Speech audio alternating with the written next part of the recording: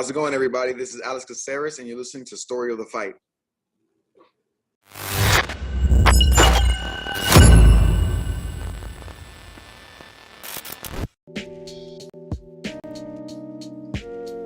What up, Will? What up? Welcome, everybody, to another week of Story of the Fight. My name is Merab. That's my boy, Will. In the background, we got Rich, our producer. Dude, it's always so nice when Rich is with us, so. Yeah. It feels a lot better. But yes, this is the podcast where we talk all things mixed martial arts, sometimes boxing, World Baseball Classic. You said you've been watching? Oh, my God, dude. Taiwan? Ooh. Yeah, is that where it's at? They're playing a lot of games in Taiwan right now. There's like different like venues, you know, where like some teams are playing like the early part of the tournament there. Some teams are playing here. You know what I mean? Yeah. Dude, the Taiwan crowd. Nuts. It's insane, dude. I've never seen anything like it. It's like the World Series, and it's like these are the first couple games, you know? Oh my God, dude. Like, yeah. They got cheerleaders. They got like a all live rock band. Like, it's crazy. What you is can't even going hear on? the commentate. Any hit, if Taiwan gets a hit, you can't hear the announcers. It's crazy. I texted Kai Wu and I was like, dude, you're there? He's there both in Taipei. Him and Nick are in Taipei, I'm pretty sure. And it's like, dude, you guys have to try to go to a game. Like, this is crazy. But he was like, I feel like we dropped the ball. You know, like baseball started here, but then if you take a look at like the Dominican Republic, Mexico, Taiwan, like everywhere, like everybody's all hyped in the crowd. They got crazy mascots. Dude. They got cheerleaders. They got all this stuff. How about this? We got $20 beers. Yeah, well, you're a Giants fan, so that's why. Well. Japan versus China, they played. Yeah. 42% of households in Japan watched it. What? That's insane. That's amazing. Half of Japan watched it. That's badass, dude. Yeah, super cool. That's badass. I love it. World Baseball Classic's awesome. Well, I'm rooting for Mexico. Hey, guess how many? Tell me the name of a player from Mexico. Adrian Martinez from the A's. I can't. He's on the Mexico team. I don't know, but I'm going for him. All right. So last night we had some fights. Yeah. Right. We had Merab Dvalishvili versus Petr Yan. I was really excited for this fight. Oh, shout out Brian. He's going to be in Japan soon. Dude, that'd be sick. That'd be awesome, man. He's also in Japan. He's in Osaka for the Ryzen event. And I was like, bro, you got to go. Is he going to go? He's like, we're trying to like maybe go see like a sumo thing. And I'm like, what? It's Ryzen. Whoa. It's Pride. It's Pride. Yeah, but if you're trying he's with to the whole soak group, in like the Japanese culture, though, like you'd probably want to go see a sumo Ryzen event. A sumo match. You know what I mean? Ryzen. Oh, man. I'm with you, though, Brian. I understand. But yeah, so I'm looking forward to the Merab versus Petr Yan fight. Oh, shit. What? Brian's going to try to. He said he might be going. Hell yeah. Oh, sorry, I keep cutting you off every time. No, you're fine. But what were your thoughts on the main event? Petr Yan versus Merab Dvalishvili, number 2 versus number 3. The only folks ahead of him are Sean O'Malley and Aljamain Sterling, right? So this is a big deal. It's a big deal. And George texted, he's like, he's hoping for Yan to win, right? I love Merab.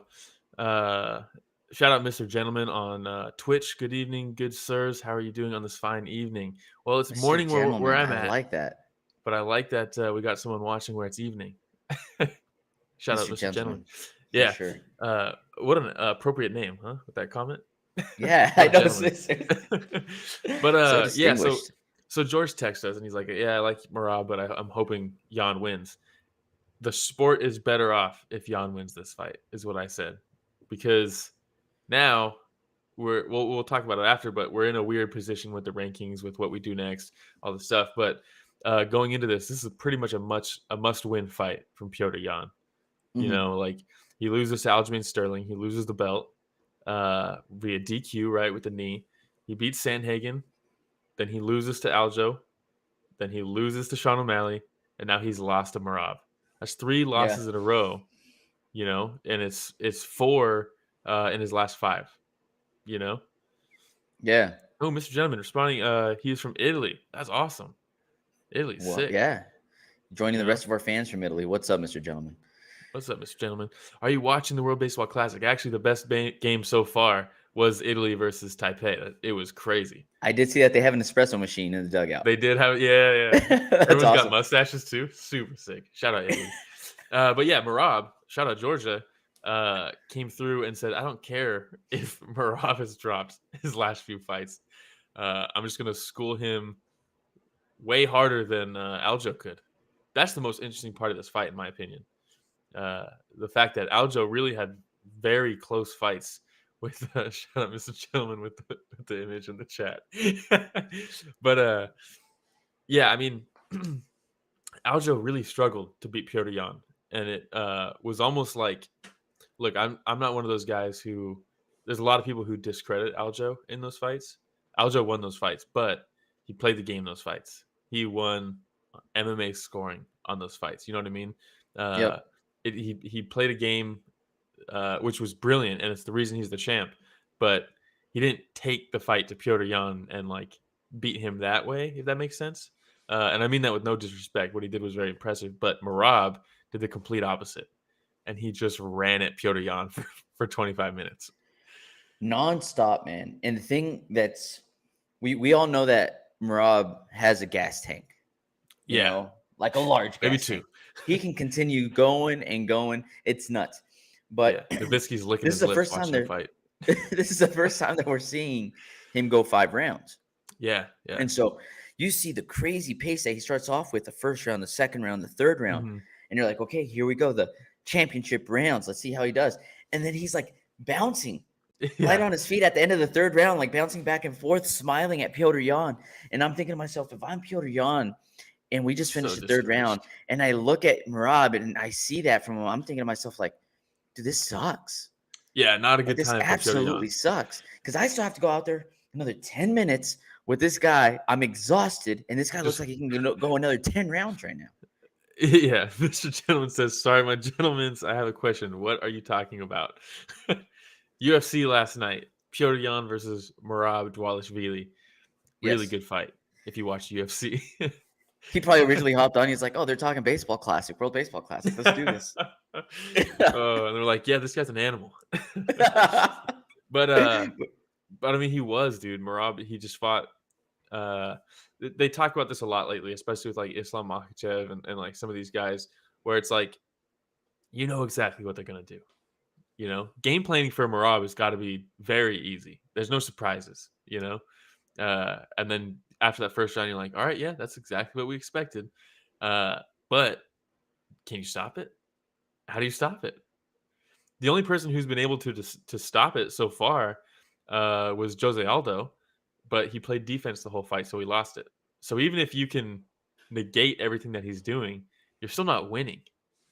You know what I mean? Yeah, and man, it was such a simple game plan for Merab. Mm-hmm. It was just executed to the T. And I think it's just the nonstop pressure and the pace at which he was going at the entire 5 rounds, which is overwhelming for Petr Yan. And I think it's overwhelming for anybody else that would actually be going up against Merab. Now, he kept on doing that simple move, too, where he'd come in and he'd go for the leg pick and come up with a hand at the same time. Push him back. Mm-hmm. Yeah. And so it was very simple. He did that so many times last night. And he'd go up, and as soon as Petr would try to sprawl or guard the takedown, he'd come up and land a couple shots up top. Yeah. Or he'd do that, and Petr wouldn't defend, and then he would just go for the single leg like we see right now. And then he had over 40 takedown attempts last night. So, yeah, I'm looking at the stats right now. Also, Petr Yan's takedown defense is fucking next level. It is insane. His takedown defense is incredible. Yeah. But when you shoot 49 times, it doesn't matter how good it is, because he still took him down 11 times. That's insane. It's a game of numbers. Also, Petr Yan landed 75 strikes out of 143. That's enough to get a win in some fights. You know, in a lot of fights, that's enough to get a win. But he did pretty damn very good. efficient. But Merab landed 147 out of 338 attempt. How do you attempt 338 strikes? That's like Robbie Lawler versus and 49 Johnny Hendricks. takedown attempts. And 49 take. It's usually one or the other. Wow. people don't do both. That's incredible. Shout out I mean, George, morning mates. hey George, the nickname Yeah. though, the Machine. Could there be a more perfect nickname? I know the Machine. It's perfect. It's a perfect nickname. And Petr Yan, I mean, I felt for him in this fight, dude. Like, it's just such a frustrating fight to be in. Shout out George. Shout out his cat. I'm assuming that's his cat in his profile picture. But I mean, but now here's the problem. What's next, right? What's next for Petr Yan? Because now he's dropped his last 3 fights. Like I said, he's dropped 4 out of his last 5. Like, what's next for him puts him in a really tough spot. But also he's only losing to the best, right? People will argue, oh, Sean O'Malley's not the best, but sorry, he kind of is. He beat your boy.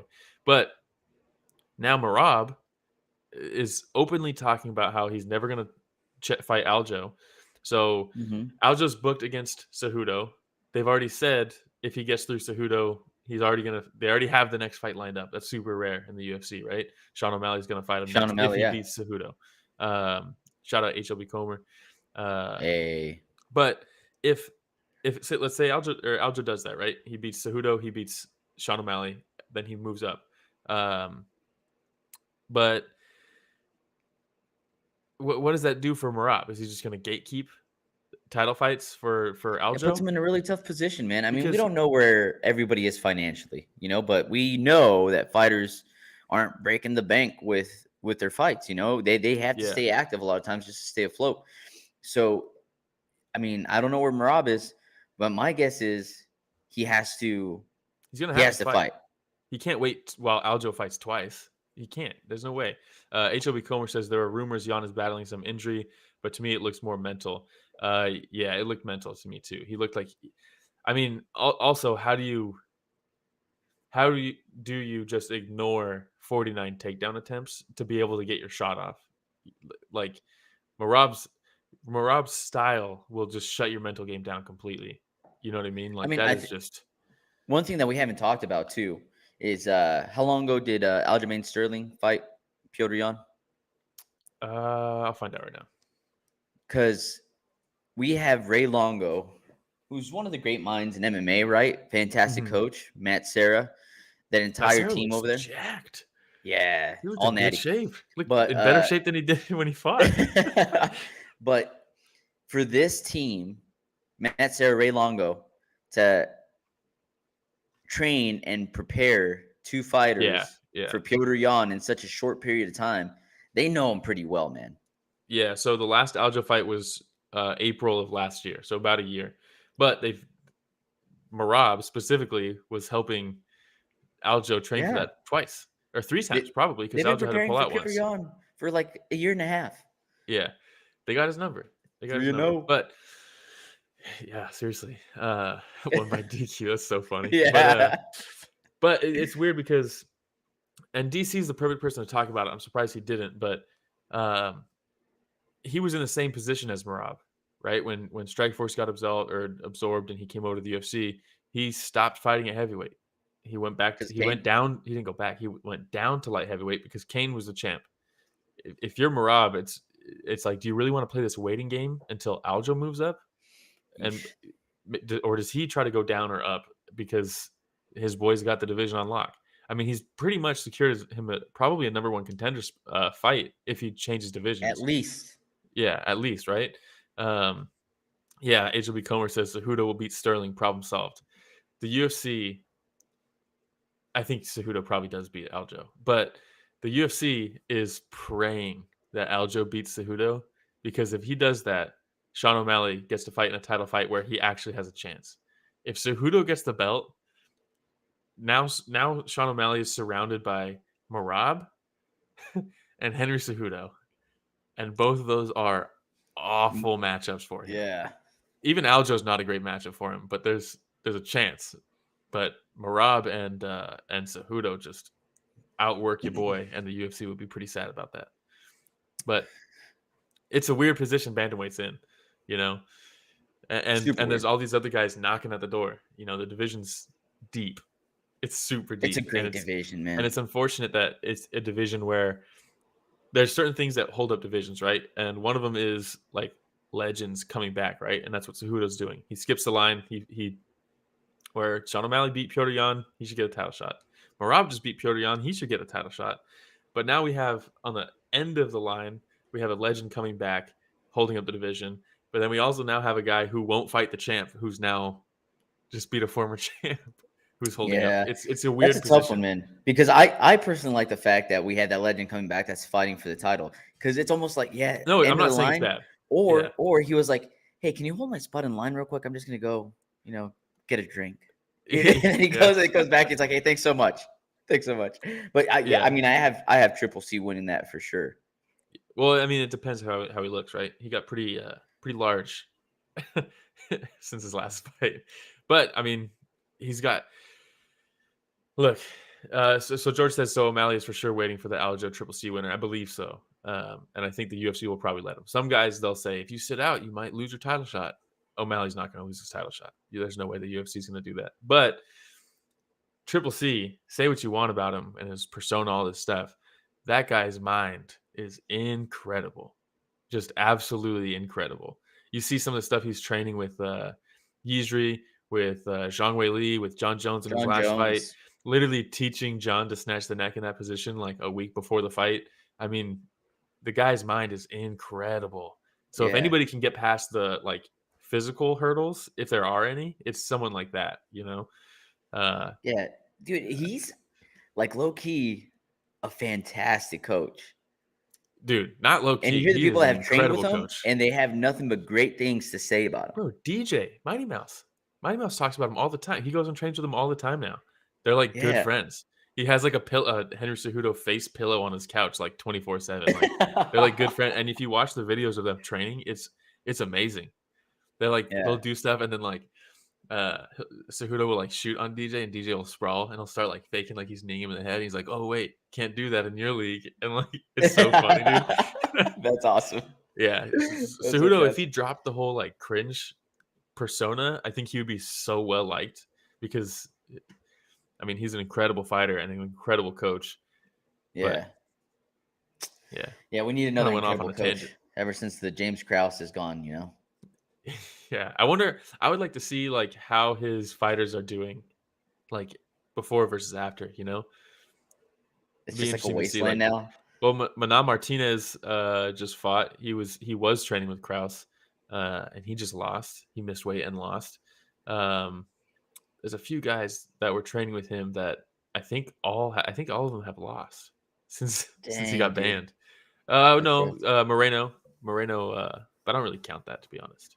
Yeah, it was he had a cup of coffee over there, Yeah. Yeah, all right. I don't know. Hey, also, do you think he's still coaching? I have a feeling he's still coaching. How are they going to enforce that? Yeah. Oh, yeah. How are they going to enforce that? Yeah. They don't have somebody just checking in on the gym every single day, Yeah, they got PIs just following him around 24/7. Yeah, that underground coaching for sure. All right, ready to move on to the next one? He shows up to an event with a mustache on in someone's corner. The glasses with the big nose and the mustache? Yeah. Classic. A coat with the collar popped up. All right, he passes. All right, Let me see here. Co-main event, ready? Yeah, move on. All right. We had Alexander Volkov versus Alexander Romanov. Battle of the Alexanders.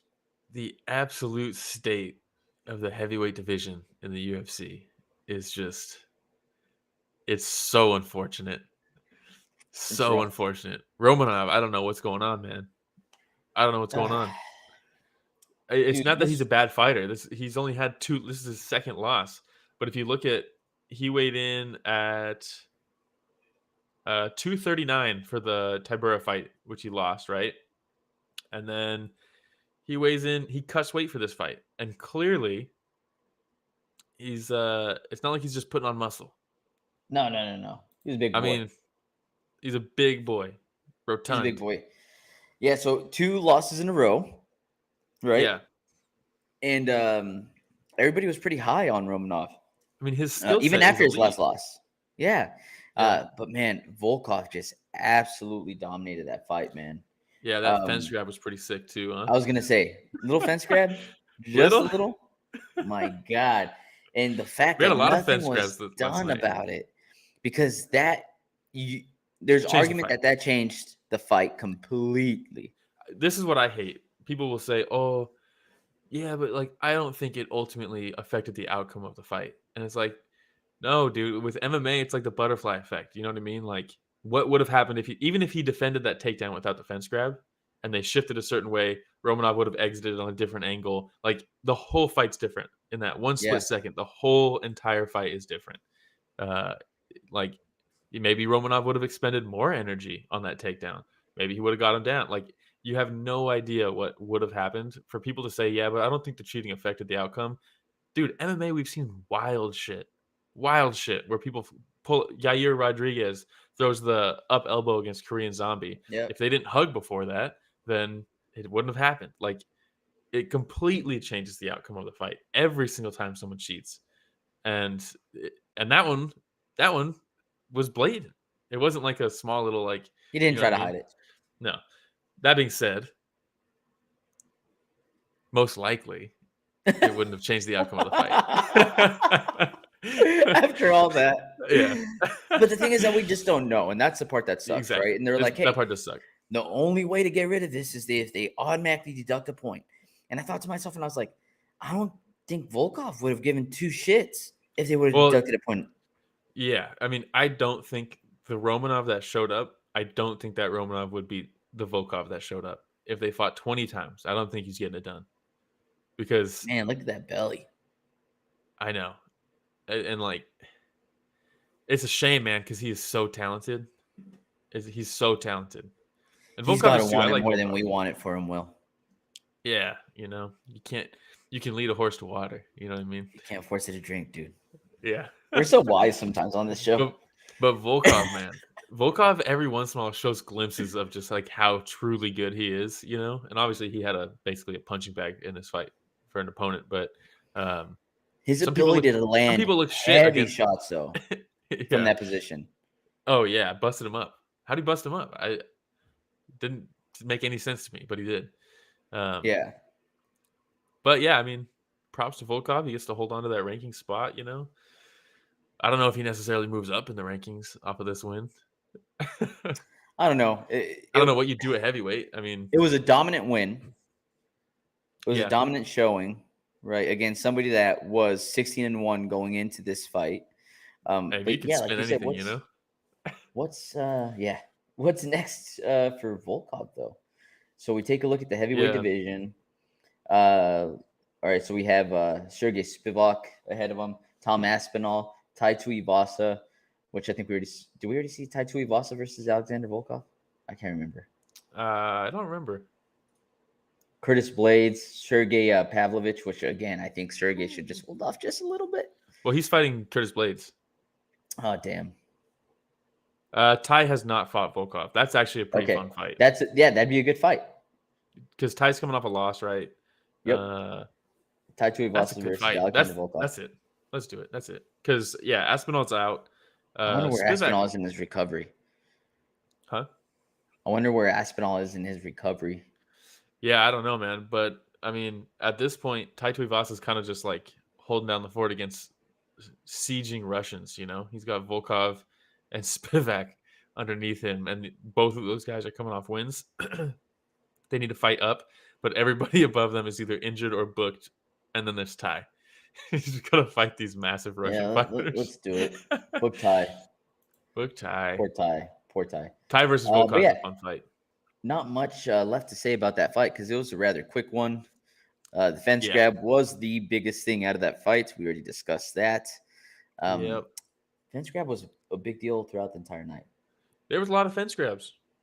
And we got to see good reffing and bad reffing with fence grabs because this one was a bad one. Who reffed this one? Was it Mark Smith? I think it was Mark Smith. Who did the Petrino fight? Was that also Mark Smith? Sure was. Let's check. Sure was. Not a great night there for Mark Smith, huh? Oh, man. All right. Ready to move on to the next one? Yeah, it was a great night for Krylov, huh? Nikita Krylov versus Ryan Spann. Yes, it was a good night for Krylov. Absolutely. Man, Spann has such a strong jab, dude. Yeah, he really hits hard, man. Such a strong jab. Now, wasn't expecting Spann to be fine with it turning into a grappling match. I was surprised, and I was like, "What are you doing?" But at the same time, I was really enjoying it because they had some fun scrambles, a ton of submission attacks. It was just a Yeah. fun grappling match. This is one of those fights where you show someone who's like, the grappling's boring. This is one of those fights, Every I once in a just while, you can't. get a great grappling back and forth. I just can't Terrible remember the gameplay. last time that I watched Ryan Spann fight, and I'm like, here we go. You want to see some high level jiu-jitsu? It's coming, But he did really well. He did well until he didn't. But you see that sometimes where guys will engage in the grappling and maybe they feel something like, oh, I could take this guy down, or I had a good position there, and then they get into like grapple mode, and then they just keep going back, and it's like, just separate. You cannot, like, Ryan Spann in a pure stand-up fight is gonna knock out Nikita Krylov. It's gonna happen. In a pure grappling match, Krylov is gonna submit him. It's going to happen.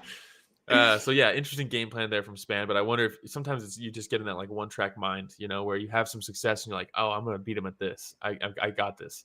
And he was doing well. He was getting out of submissions. He was putting on his own submissions. They were sweeping each other. There's a couple And times I where think he that's could the have thing, stood right? up.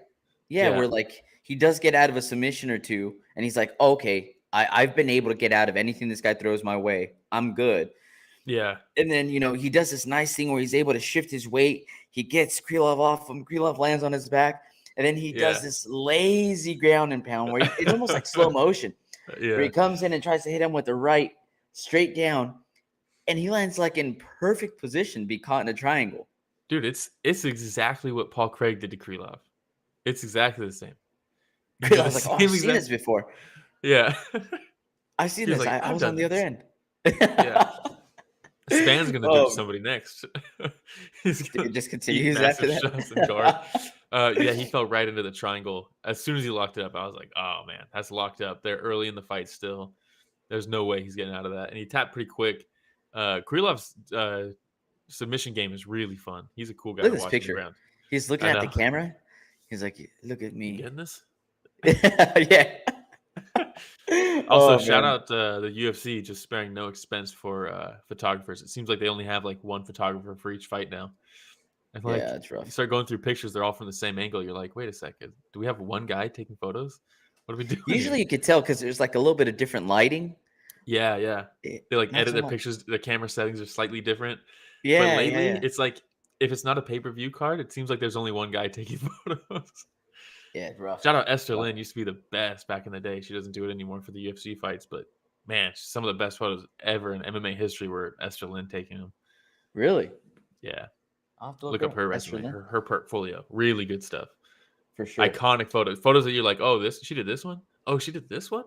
Like Esther Lynn, yeah. All right. Everybody's Googling her right now that's listening. I hope so, man. She was fantastic. I think she still does I think she just does stuff that's not UFC now. But I'm not sure if it's like for specific organizations or what, but you just don't see her stuff pop up anymore. Look her up for sure. All right. Let me see here. We also had Nurmagomedov versus Martinez. Said Nurmagomedov. Let me be clear about that. Dude, no relation. When we're taking a look at the card, this is one of the ones that I circled. Yeah. Jonathan Martinez. Now, correct me if I'm wrong, but Jonathan Martinez before used to have like a weight cut issue, right? He's missed like twice, I think. But hasn't happened as of late. He's been on fire lately. He's a very creative striker, especially with his kicks. And Said Nurmagomedov, usually you see that last name, you're like, oh, hardcore grappler. He's going to come in and just clinch right away. And no. Said is down to throw hands, and his kicks are amazing as well. So I was like, this is going to be a little... That should be his nickname. Spinning Said. Dude spins every single chance he has. Oh, dude, the spinning back. But maybe the best at it. He lands it most of the time. Yeah. But I felt like Said did a really good job of getting off the first round. Yeah, really good job. I mean, Martinez looked like he had no clue what was happening. It was just just fighting a Beyblade. When they did Beyblade, when they did clinch, though, Nurmagomedov was like, "Hey, check out my last name. I can also grapple." Yeah. Dude, you can't have that last name and not have had grappling when you were growing up. No, you have a beard like that. You know how to grapple. You know? Yeah. Like But the thing is that look at that shot right there too. yeah. I don't know what's going on there, but maybe like Something a little hip sick. toss. Something Yeah. sick. Now, Oh, he did hip toss him, right? He hit him with the hip yeah, toss. I'm pretty sure that's what it was. But going into the second I'm round, like, he did do it, right? As I'm looking at a picture of him doing it. they're going into the second round, and Martinez does a really good job of clinching Nurmagomedov up against the fence, Mhm. which takes away those lanky kicks from a distance, the spinning shit that he likes to do. Really hard to spin when somebody's pushing you up right up against the fence. And then from there, Jonathan Martinez did a really nice job of landing elbows, like that little uppercut elbow Oh, that he yeah. landed And the that I knees, think broke too. his nose, the knees, everything, man. I feel like Martinez did a really good job from the second round on around just taking away Saeed's weapons. Yeah, no, he did a fantastic job. What did you think of the decision? I was fine with it. I was too. I I see some I people think sad about it. if it would have gone Saeed's way, I would have been fine with it. If it would have gone Jonathan's way, I am fine with it. I lean don't think anybody Martinez, was, but yeah, I don't think anybody was robbed by any Mhm. means, but I definitely think that Martinez won the second and third round. Yeah, that's how I had it too. And it's a doozy of a first round to get through because he was getting lit up in that first round. Well, I It think was that's when he really got good. hit with the spinning back fist, right? Yeah, he was getting cracked. But dude, he was game though, because there was one where he's going up, trying to close the distance against Saeed, and I think that's when he landed the spinning back fist, and Saeed kept on Mhm. moving back as he did, and Martinez like stops in his tracks, like just Yeah. dead stops in his tracks, like holy shit, and then he just kept on moving forward, Yeah. and got cracked a couple more times on the way, and I was like, holy, he was up for a brawl in that first round, and then he got that good advice from his corner going Yep. into the second round, like dude, kind of getting cracked. Let's not get into a trading Yeah. match like that. And he did a great job the last 2 rounds. Yeah, HLB Comer said Saeed got lucky last time with the submission, not this time with the decision. Yeah, I thought everyone was talking. So his last fight was against Romanov, right? Um, and I thought it looked like he was on his way to get out grappled in that fight, and he got like a front headlock choke. I don't think it was Yeah. I don't think it was a guillotine. Maybe it was a guillotine, but he caught him with like a front choke, and it looked like up until that point I was like, oh wow, Ramanov's grappling is super good. Like he was outworking Saeed, but then he cut the choke, and then they cut him. I think they cut Ramanov after that. I was like, "What are you doing?" And now I think he's on the. No, he's not. Never mind. But Ramanov should be in the UFC. That's crazy that they cut him.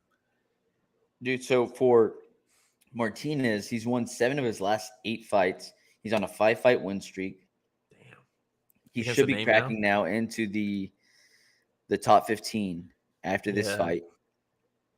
He That beat Cub division's Swanson. crazy, though. The last 2, Saeed Nurmagomedov and Cub Swanson, were his last 2 wins. Yeah. One of those is better than the other. Yeah, not bad. I mean, if the Cub Swanson fight was 10 years ago, but again, it's got someone with the name. Yep. So where's he at? He's unranked right now, right? Martinez? Unranked, I think he's going to be cracking into the 14th spot. Ooh. If he just shoves Saeed out of the way. I just got really bummed because I saw Chris Gutierrez there at 13, and I was like, that's a great fight, but I think he's also one of his cornermen, so I don't think that fight's going to happen. Yeah, so really happy, though, for Martinez. I like Martinez. He has very Me fun too. performances. He's one of those guys that will like get into that flow state, and start really mixing it up well. Nothing like too unorthodox. He just really like varies his attacks, He doesn't just like he's not just a jab heavy guy. It's not like he spams like one attempt, or one technique. He really starts throwing everything in there. Who do you pin him up against? Yeah, I don't know, man. Ricky Simone. Dude, take a look at the top 10 there. It's Ricky ridiculous. Simone, Pedro Munoz, Song Yadong. Give him Umar. But then you got Rob Font. Oh my, just the Nurmagomedov. Yeah. Then you go into that'd be fun. But yeah, props to Jonathan Martinez, man. He has a really, really bright future ahead of him. Dude, have you seen him in weigh-ins? He looks like he has to go through some shit to make weight. Oh yeah, definitely. I mean, he's like, looks like you look at his like legs and stuff. Like he's a thick dude, Like he's a pretty big bantamweight. You ever watch Coco? No, No. Oh, dude, the I don't have animation, kids. no. Yeah, I know it Oh, looked no, really that's good. true. But he looks like one of the skeletons from Coco. Like when he Oh, goes dang. up there, dude, it's bad, man. Yeah. We I should don't know the we should get reference. him on the show. One of Hopefully, the Rich is. skeletons or Yeah. Martinez? No, Martinez looks like Oh. one of the skeletons from Coco. Not that. Yeah. Yeah. I see a skeleton on there, and they're like, "Hey, that looks like Jonathan Martinez." Yeah. That'd be so random. All right. You want to move on? Yeah. Let's move on. Mario Bautista versus Guido Cannetti. Oh, there we go. Oh yeah. See. Oh Yeah. definitely the guy on the left. Yeah. On the far With left. the That's what stash. Jonathan Martinez looks like when he weighs in. With the For sure. stash. With the stash. Yeah, exactly. That's him, dude. But yeah, so dude, Mario Bautista has looked like an absolute world beater as of late. So I picked him going into this fight. Yep. How dare you? But I mean, you look at who he's lost to. It's Sandhagen and Trevin Jones, and the Trevin Jones combo that put him out was insane. But that's it. That's it. Yeah. Guido Cannetti, how old is he? Like 43, I think. You say 60? Yeah, 43. Yeah. 43. 43. Yeah. So definitely close to the end of his career, you know. Mm-hmm. So I didn't really think it was going to be much of a challenge for Bautista. Mm-hmm. And I was kind of right. Yeah, I mean, Guido has a ton of energy, you know. But that doesn't get you very far, especially in this division. Like, people are able to kind of weather that storm initially and then do what they need to if you can't. If you don't have a lot of good plan to fall bantamweight back fights. A lot of good bantamweight fights last night. I mean, that's every event, dude. Bantamweight's just so nuts. It's so nuts. That division. But yeah, Bautista did a fantastic job of just using pretty much Guido's energy and just kind of taking it, rolling with it, and then just bouncing it back. You know, the suplex straight into the rear naked choke. I didn't like the commentary on this, dude. Honestly, they were really hard on Cannetti, saying, "Why is he looking outside of the octagon? Why is he looking out there? Like that's why he got choked. He kept looking out." He said, DC said it like 10 times, and it's like, hey man, maybe just focus on the slam and the choke. Like, dude got slammed. Like, maybe that's why he's looking out into the distance. But then right after he got slammed, just the quickness in jumping on that rear naked choke was awesome, man. Well, that's what me and Kevin were talking about. Like, submissions nowadays, it's a lot more rare to get a submission where you like traditionally set it up, you know? Like, it's hard to hit like a triangle where it's like, all right, grab the wrist, push the wrist down, foot on the hip, shift my weight, throw it up. Like, they know it's coming. Everybody knows it's coming now. Submissions nowadays, apart from like Valentina versus Alexa Grasso, it's more about like catching it in transitions. You know, like Krylov caught Ryan Spann as he like dove onto him into his guard with a triangle. Like John Jones caught Cyril Gahn with the front choke as he was kind of sitting up against the fence. This one, he caught him as he was trying to get back up off the slam. It's like that's the new thing. Like, you need to mind your P's and Q's in these transitions, because that's where submissions are now getting caught. People are able to take that opening like right away. Like, you can't open it. And the thing is, a lot of times you hear position over submission, right? Yeah. In some cases, it's like, let me just sink the submission in real quick, and it's working. And we'll talk about another fight, a little teaser here. There's another fight earlier in the night was the exact same thing. Didn't wait for the hooks, didn't wait for anything like that, right? It was just, let me jump on the neck real quick, and then I'll work the rest of it in. How many rear naked chokes have we seen where someone doesn't even have hooks in? Romanov versus or not Romanov, sorry. The hell, Rachmanov. Shevka, just did it. It keeps happening. Yuri Prohaska versus Glover Teixeira. Like, it's all of these things where it's like, it doesn't need to be like fully set up anymore, which is weird. You think that like as people got more technique, it would take more technique to get the submissions, but it's like the opposite. People are so good at defending the traditional techniques that people are just finding these weird little holes to get submissions in. And it's a really weird like development in like MMA BJJ. And if you got a good enough squeeze, you can kind of You get don't away need with very it. much time. Yeah. You know, Yeah, that's I the mean, one we thing saw people it don't realize. You know, that squeeze. Sometimes you need to tap within like before like even seconds 3 seconds. Like, you know, for sure. For like sure, I've seen people go out in like half a second.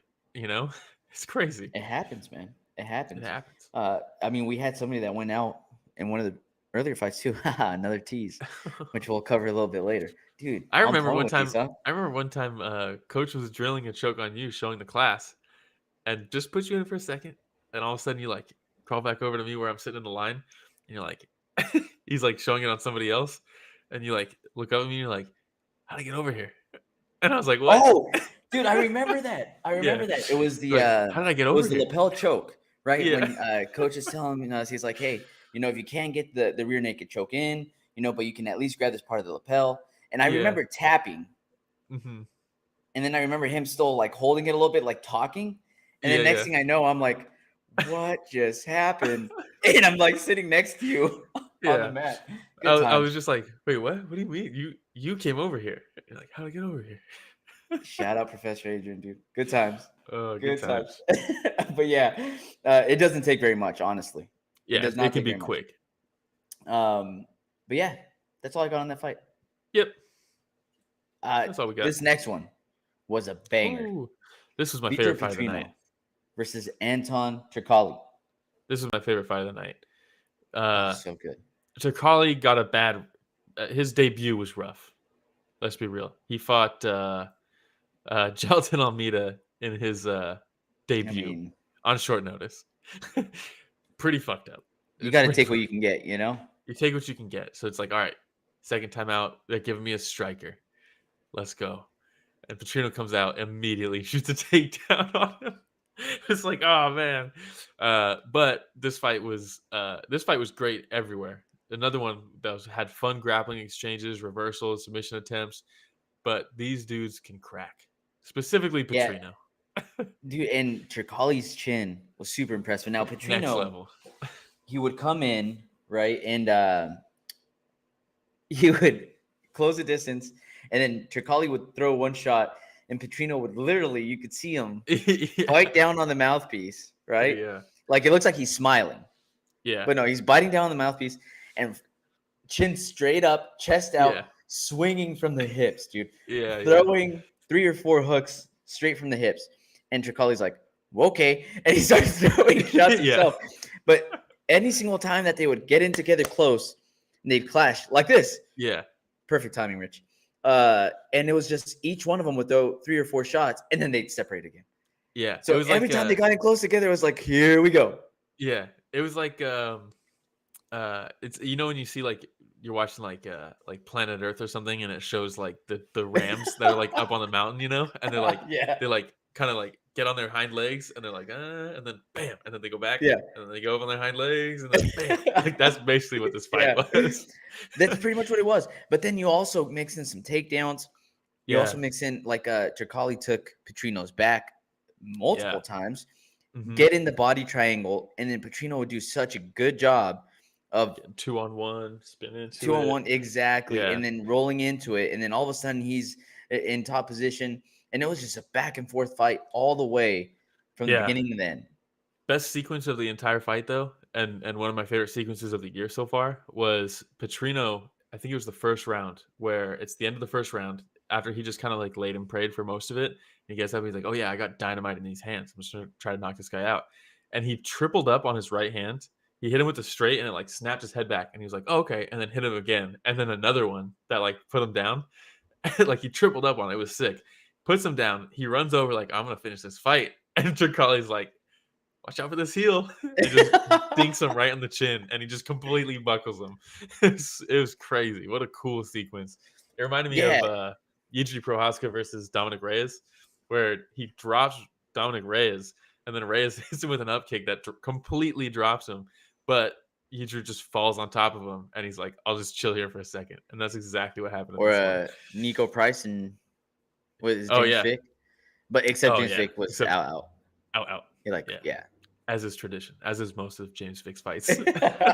Damn. But I mean, how cool is that? Like, completely buckled him with the up kick. I love shit like that. This was a fantastic fight. And it's almost like a tradition for a lot of these newer fighters to ask for the bonus, at the end. And I was like, bro, you don't need to. That fight was so good. Yeah, it was so like if they don't pay good. you a bonus, something's wrong with the system. Like we know it's a flawed system. But if you would have gotten the bonus, come on. Yeah. What a fun fight, though, man. We're already 45 minutes in. We're only going got to a couple skip more to some talk of the about. fights. Yeah, we'll cover Davey Grant versus Raphael Assunção next. Talk about good moments. I Yeah. mean, this fight wasn't as good as the Petrino fight, but I mean, the finish is about as good as it gets. That third round was fucking nuts. Now, this is where we did see a point deducted, right, for a fence grab? Yeah. I thought Keith Peterson did a fantastic job this fight. He did. Yeah.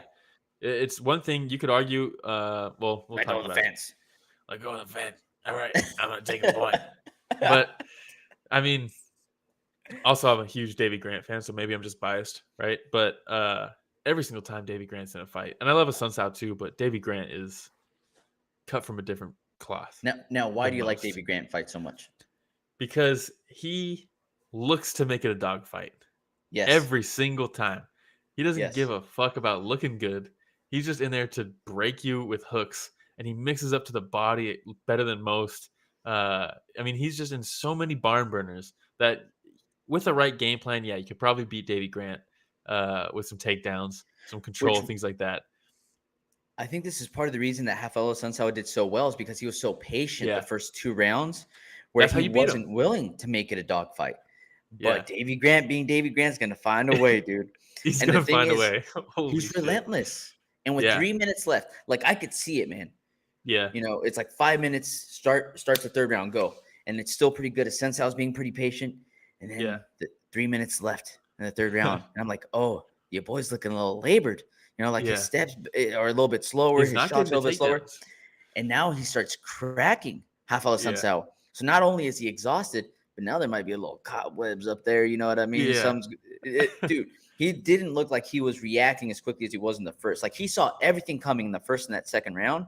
Yeah. Davey Grant starts just unloading. Everything starts landing for Davey. Yeah, and just like once again, classic Davey Grant refuses to throw straight punches. It's all hooks. No need. Yeah, no need. If you're Davey Grant, he lands one of the nastiest spinning back fists I've seen in a while. He drops Assunção, I think, twice in the round. Maybe they only credit him one. But regardless, in that 3-minute window where you need a finish, he starts cracking him. Eventually, Assunção gets in on the takedown, and you're like, no, there's only like 40 seconds left. Like, it's not going to work. And then Davey Grant fence grabs to literally keep himself up. And he's in a dominant position, right? He's like cracking him like the Travis Brown style, right? Up against the fence. And then Keith Peterson separates him.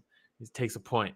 And then the commentary team goes crazy. DC goes crazy because DC routinely proves that he has no idea the rules of fighting, even though he's one of the greatest to ever do it. He has no clue what the rules are. But they take a point away. Now they're standing. And Davey Grant again is just on him, cracking him. And then Assunção shoots. And Davey Grant gets in a weird position where he's lazy shot. Lazy shot. He kind of has like stepped over as he's trying to get up, and Assunção's trying to like lift him up, but he's like between his legs, and then he's like, oh, and then just locks his legs, and it's over. Just chokes him out cold. The inverted triangle. There's the inverted triangle right there. Oh yeah, and again, Keith Peterson, fantastic job this fight. He had a good night all around. Really good job. Look, you see him right next to Raphael Assunção, asking him questions, start shaking the hands multiple times, moving his hand, just to make sure that he was out. What's crazy is he asked him a couple times, and I think Assunção replied, "Yeah, okay," and I think he replied. I think he was like, "I'm good," and then was out immediately after. But yeah, I mean, what an insane finish for a guy who's down. And they're like, you can't just, you got to put him back on the takedown. You got to give him the position. And it's like, no, you take the point away. And then they're like, yeah, but he needed to finish anyways. And it's like, that's the rules. Yeah. That's the rules. Yeah. And that is an interesting thing, right? Change the rule depending on where the fight is or how the fight's being scored so far. No, the rule is if a fence grab makes it so that you're in a dominant position and you take a point, you do not reward the position with a takedown. You don't. You don't put him in guard. You don't do that. You already took a point. That's the negative effect. And you could say, well, you shouldn't take a point because he was down already and he already needed a finish. But you don't know that. It's not like they consult the judges. You don't know who's up. And you shouldn't take that into account. If you take a point away, that is the punishment for the fence grab. Can you abuse that? 100% you can. If you're down 2 rounds and you're in the 3rd round, you need a finish and you're getting taken down. Why not grab the fence, get a point deduction? Now we're standing again. You should do that. That's the rules. You should. Yeah. Why wouldn't you do that? Chris Lieben did it against was it Terry Martin? He was down that fight in the 3rd round. He literally picked him up, and I'm pretty sure Lieben grabs the top of the fence, around it to stop the takedown. And so they take a point, they separate him, and then Chris Lieben knocks him out because he's a savage. Yeah. But that is the problem with the rules. But the problem should not be with Keith Peterson. A lot of people were saying that he did a bad job reffing this fight. It's not his fault. That's the rules. It's not. Yeah, and we mentioned earlier, right? I don't think Volkov would have cared if they would have taken a point from him because in his mind, he's like, dude, this isn't going to go 3 rounds. I'm going to finish this guy. This guy. You know what I mean? He looks at me, he's like, you think this guy's going 3 rounds? Damn. But isn't that weird, though? If we're fighting, right, and I beat you in the first 2 rounds, and I'm beating you because I'm taking you down and stuff, you need to knock me out, and you're the way better striker, right? Let's say. And then in that 3rd round, you already know you need to finish. The scorecard doesn't matter at this point. It's irrelevant. And I shoot on another takedown. Why would you not grab the fence, get the point deduction, and get stood back up? I would do it every single time you shot in the 3rd round. Why not? Yeah. It's a rule that works in your favor. 100%. If you choose to abuse it, maybe you can get DQ'd for it, but you get at least 1. It is kind of a weird rule, though, right? Unless it's Mark Smith, and you get as many as you want. Yeah, exactly. All right. Let's move on. Got a couple minutes left here. We got Josh Fremd versus Sedriques Dumas. Yeah. Tough go there for Dumas in this one. He looked like he was trying to start him early, right? And get some hands on him. His hands look pretty good. Could use a little bit refinement. You see some guys in fights where they're still pretty green. He took this fight on short notice debut, where they'll get hit with something and it really wobbles them, and they're like, whoa, and it's not that they're rocked in the head. It's just that they're it's almost like they can't stand through the strikes. Some guys get hit, they don't even move. Most guys get hit, they don't even move. He was just kind of reacting to everything. Yeah, I think you saw a lot of athleticism from Dumas. And you see the potential that is there. It's mixed martial arts, and so you also see the opportunity in the grappling department, and Fremd took full advantage of that, man. Yeah, Fremd looked good. He did exactly what he needed to do. Cover coming through and saying this might look like Will fighting one of the Island boys. Oh man, what's funny is that last picture of the weigh-ins. I was like, dude, if I cut my hair like that, I would look exactly like Fremd. Dude. He's got the same hair as me, dude. That might be the best reference of the year so far. Yeah, that's pretty damn good. That's funny. All right, but it got to the point where Dumas was so concerned about the takedown that upstairs was left wide open multiple times. Yeah. So then you had Fremd that started landing some big shots. And then that submission that he landed at the end, right, with that, what was it, the guillotine choke? Yeah. It was super easy for him to sink it in. And then as soon as he was able to press his hips up against him and pull back, it was game over. It was a quick tap. Yeah. No, yeah. Dumas looked like he showed some things that I'm interested to see him maybe get a little bit more refined and come into his own and stuff. He's still, this was his first loss. He was 7-0 going into this short notice at UFC debut. He just kind of settles a little bit into himself and isn't so it's also your UFC debut. Rarely do you look good in your debut, So, but I saw some things there that I'd be interested to see him fight again, Yeah, that's what I'm saying. You saw his potential in him, right? Mm-hmm. But Fremd did exactly what he needed to do in this fight. He looked really good. Like you said, mixed martial arts. He looked like a mixed martial artist. And this was one of those things too, where you see the inexperience. There's a part where he could actually take Fremd's back, and he got so excited, and he jumped up to the top of his back, and just slipped right over, and Fremd was like, "All right," kind of just But excited to see Fremd, I think he had started off with a couple losses, right? I think so. Yeah. Yeah. So excited to see him on the win column, and he looked pretty good last night. Yeah. Oh, he's the one that All right. got. Oh man, he's the one that got guillotined by what's his name? Guy from Ultimate Fighter, where he like almost damn near ripped his head off. You know what I'm talking about? Hold on. Where he damn near ripped his head off. Yeah, it was one of the best submissions of the year. Trishan Gore. Oh, yeah. Where I think he was standing and he just, I mean, it was brutal. I'm gonna have to watch that after this episode. It was sick. Let's put it on afterwards. Shout out to Sean Gore. All right. Shout out now, Fremd. Sorry, I believe dude. this is second to last fight we're going to cover. Ariane Lipski versus JJ Aldrich. Your girl, JJ Aldrich. I mean, dude, Lipski, come on, bro. Yeah. Come on. Dude, she looked fantastic in this fight. Got to fight her fight. I love the fact that she threw everything in bunches. Yeah, bunches and bunches. One of my favorite things. And everything was a combo with her. Nothing less than 2 shots at a time. And her accuracy looks so much better in this fight. Yeah, and just more patient too. Like, just like each combination she was throwing, it wasn't like this wild kind of just like output. You know, it was very much like I know where I'm starting this combo, I know where it's ending before I throw it. You know what I mean? And like she did a really good job also in the clinch. There's some people who will throw knees to the body in the clinch that it's more like they brought their knee up to their body. But then there's some people who will posture and really dig that knee in at the end of it. And she's one of those fighters who can do that. You know, Cowboy Cerrone did it very well. There's certain people who did it really well in the UFC, but yeah, she's got really good knees in the clinch. Really good knees. And Aldrich had a really hard time finding like the perfect distance that would work for her. Because the distance she found was a perfect distance that worked for Lipski. And what I mean by that is like Lipski would throw long shots and Aldrich was standing in a perfect position where she would get caught right at the end by those long shots. And the one thing I continued seeing over and over again, and I don't know why Aldrich didn't pick up on it, but every single time she would throw the left, Lipski wouldn't just like slip it and come in with her own shot. She had a big step in and would come up with the hook as she's stepping in while Aldrich was throwing that left, and she cracked her. I don't know how many times with that last time. I was like, somebody let her know to start circling maybe. I mean, Lipski stumbled her off of a one-footed hook where she threw the knee up, and before the knee came down, she just caught her with like a little short right hand, and it stumbled her back. It's like, that shouldn't be happening. Lipski's amazing. Yeah, it's a girl. She's fantastic. That's my girl. All right. And then the last fight we're going to cover.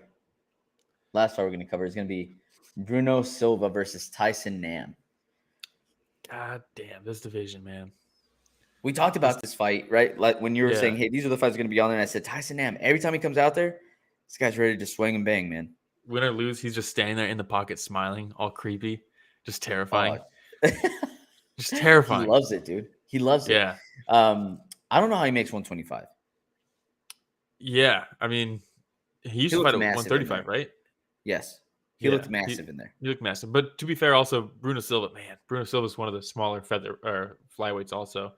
But that doesn't matter sometimes because, I mean, what a perfect shot stylistically to throw against Tyson Nam, who's just constantly pressuring you, but not quite pulling the trigger. I mean, you just catch him coming in with the front kick. It's the perfect attack, either to the body or to the face like this. To be fair, he was throwing some shots in the beginning, but I think he saw that there was a huge speed difference because anytime Nam was throwing anything, whether it was the spinning back fist, but the counters were so fast coming from Silva that Nam kept on getting caught.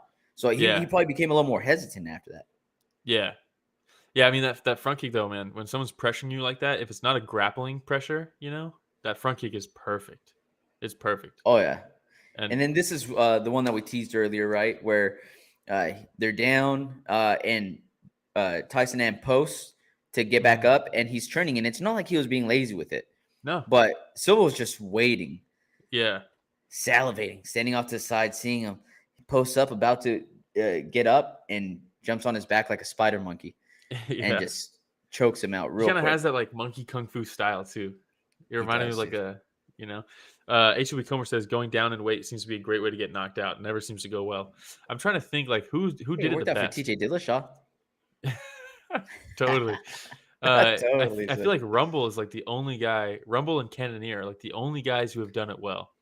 Hey, Jose Aldo did pretty good too. Actually, no. Rumble went the other way. What am I saying? Jose Aldo did pretty good. Aldo did very good. You know?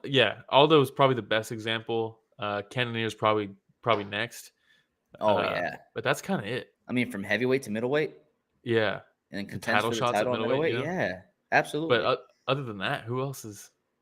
It's Mm, usually the other way around. You know, going up is much Yeah. better than going down. yeah, for sure. Yeah. Yeah. But that was it. That's the last That's of them. it. That's Yeah, it. we're not going to talk about Carlson Harris versus Jared Gooden. Why would we talk about that? Ain't nobody got time for that. Hey, No. but we do have a moment of silence. We had some fights. We had some we missed fights, out yeah. Carlson Harris was originally supposed to fight Abu Bakar and Nurmagomedov, which that was kind of a bummer. I like Abu Bakar. It's been a long time too. Muradov versus Magomedov would have been fun. Muradov is terrifying, but he couldn't pull through. Ricardo Ramos versus Austin Lingo would have been fun. I like Austin Lingo, but Ricardo missed weight by 8 pounds or something crazy like that, so they canceled it. Let's see. Dumas versus Abu Izatar was going to be on this. That's what it was. Dumas didn't take the fight on short notice. Fremd did? Yeah. Yeah. Abu Izatar probably is going to get cut. I don't think they said maybe he's injured, but he also just got busted. Him and his brother. His brother is the guy who snuck the potatoes into Fight Island. Remember? Yes. And then they also just got busted for lying about the meat they sell at their restaurant, saying it was chicken, but it was like something else. So Dang. I don't know what the hell those guys are doing. Fucking weird. Super bizarre. All right. But, fucking characters. Yeah. Assunção was supposed to fight Kyler Phillips. Phillips withdrew. That sucks because I really like Phillips. But Yep. I'm glad it happened because Davey Grant's my boy, and he got one of the best submission of the year so far, right? It's up there. It's got to be. Because I don't like putting context into those types of things. Like some people might say oh, Grasso choked out Valentina. Like that's submission of the year. It's like a pretty standard choke, Yeah. Regular. The context makes it great, but I don't like factor. I want to see pure technique. I mean, fucking inverted triangle as someone's getting up and you choke them out with it. I think they said it was only the second one, right? In the UFC? In the UFC, yeah. Yeah. Shout out RDR. Got Big Dash in it in ONE FC. Anthony Smith versus Jamal Hill. That's the big one because that fight was booked for a long time. And when Jan Blachowicz and who's the other guy that Paul Craig also subbed? Why can't I think of his name? Dagestani light heavyweight. Fought Jan Blachowicz for the vacant belt. I can't think of it right now. But I'll pull it up right now. Yeah. Ankalaev. Ankalaev. Yeah. Ankalaev fought Jan Blachowicz. The fight was so bad that they said neither of you get the title fight because it was a draw. But and then they're like, I guess while they were still in the cage, they called Jamal Hill and they're like, hey, vacant title shot against Glover Teixeira. And he's like, cool. And Anthony Smith is like, what? I was gonna fight him. And so that's why that fight didn't happen. Hilarious. That is hilarious. But that was all the canceled fights. All right. And then bonuses, monies. Let's see. Bruno Silva got one for the front kick knockdown to rear naked choke. How could you not? Davey Grant got one for the submission of the year. And Petrino and Turkalj got one for fight of the night. Pretty much good picks. What it should have been. Good picks. Really if you're only going to pick 3, that's how you do it. All right. And then I think we have a pay-per-view event next. The rematch, the trilogy. Right? Yeah. Leon Edwards versus Kamaru Usman. Yes. That's on the 18th.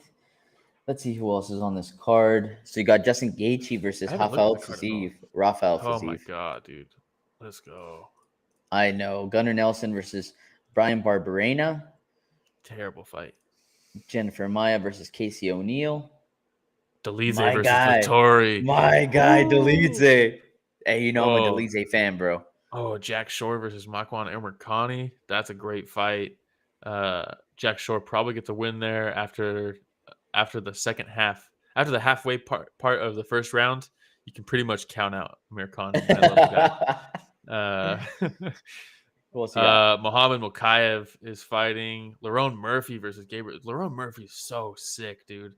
I'm excited to see that. Dushko Todorovic's back in there. Jake Hadley versus Malcolm Gordon. That's a great fight. As long as Malcolm Gordon doesn't try to grapple him, that's going to be a great fight. Jai Herbert's back in there. JoJo, she's fighting Luana Carolina. Ludwig Klein. Ludwig Klein. Where do you see that? He's the one that's fighting Jai Herbert. That's a great fight. That is a good fight. Rest in peace, Jai Herbert. Muhammad Mokaev. Now, last time, let me see. Who did he fight last time? It was special. Malcolm Gordon is who he fought with one arm bar. Before that, one decision. Yeah, I mean, he's 3-0 in the UFC so far. Yeah. 8-0 overall. Veronica Macedo versus Juliana Miller. Juliana Miller, 3-1. She won the Ultimate Fighter. I think this is her first fight since winning the Ultimate Fighter. This is a pretty good card, man. It is. It is. You know what sucks, though? What? This is what sucks. It was supposed to be Gunnar Nelson versus D-Rod, and now it's Gunnar Nelson versus Brian Barberena. Not as good of a fight, in my opinion. Lerone Murphy was originally supposed to fight Nathaniel Wood. That would have been insane. Hey, dude, you already doing the moment of silence for next week's card? It just sucks because Lerone Murphy, I think people aren't as high on Lerone Murphy for some reason, and I think maybe it's just because he's been inactive because he just got hit by a car. So it's gonna be interesting to see how he comes back, dude. How about Lerone Murphy? Talk about a story. Dude walks out of a barbershop, gets shot in the face, and then like almost dies. Spits the bullet out, and then literally spits the bullet out. What? And then you know that story? No. Dude, look into Lerone Murphy's backstory. Gets shot in the face, spits the bullet out, and then later on becomes a UFC fighter. And then he had a fight that got canceled because he got hit by a car, and it took the ambulance so long to get there, he almost bled out just in the street. What? So it's like, I mean, who's gonna beat this guy? Hey, let's try to get him on the podcast. We need to hear about these stories. Lerone Murphy's fucking awesome, dude. I am so high on him, dude. And then when he gets in there, he's just a sniper. He's a sniper, and nobody talks about him, I think, because there's time in between these fights. But dude, he is next level. Next level. I mean, 11-0. I mean, you look at his Tapology page though. Click on him. Look how many of these fights get canceled. One of against Gabriel Santos, who's also undefeated, huh? Yeah. Oh, he's supposed to fight Charles Jourdain a couple times. Yeah, Tuhugov. Nate Landwehr, Nathaniel Wood, Gabriel Benitez. What? I mean, just great fights, but there's always something that happens. But man, when he does fight, you watch him and you're like, this guy is next level. He's so good, man. Just straight shots. He's slip counters. Like, ooh. All right. One of cannot wait to see that fight. Yeah. Yeah, it should be a fun card though. Definitely. Yeah. All right. Well, hey, just a reminder for everybody, if this is your first time joining us, please like, subscribe, hit the notification bell. It goes a long way. We're trying to reach 2,000 subscribers. I think we're close to 1,900 right now, so every single subscriber counts. And also, if you don't like watching but you like listening, Spotify, Breaker, Podcast Radio, Google Podcasts, Apple Podcasts, Anchor FM, anywhere podcasts are found, and social media as well. Yeah, it's at Story of the Fight everywhere. Instagram, Twitter, TikTok, Reddit, Twitch. If you go to storyofthefight.com, it'll give you a link for each one. Just click through them, follow them. We also got the WordPress up. That got a pretty damn good reception, man. We wrote that story. Me and Kevin wrote that story about Grasso versus Shevchenko. Yeah. Everybody said it was sick. They said they can't wait for the one about Usman versus Edwards. It's like, oh, shit. That is pretty sick, dude. That is pretty sick. Did you tell everybody to like and subscribe and hit the notification bell? Always. Hey, awesome. Well, it was fun talking about these fights. Looking forward to next week. And just so everybody knows, this podcast right here is actually produced by Richard Bustos. None other than Richard Bustos. All right, everybody. Thanks for joining us for another week of Story of the Fight.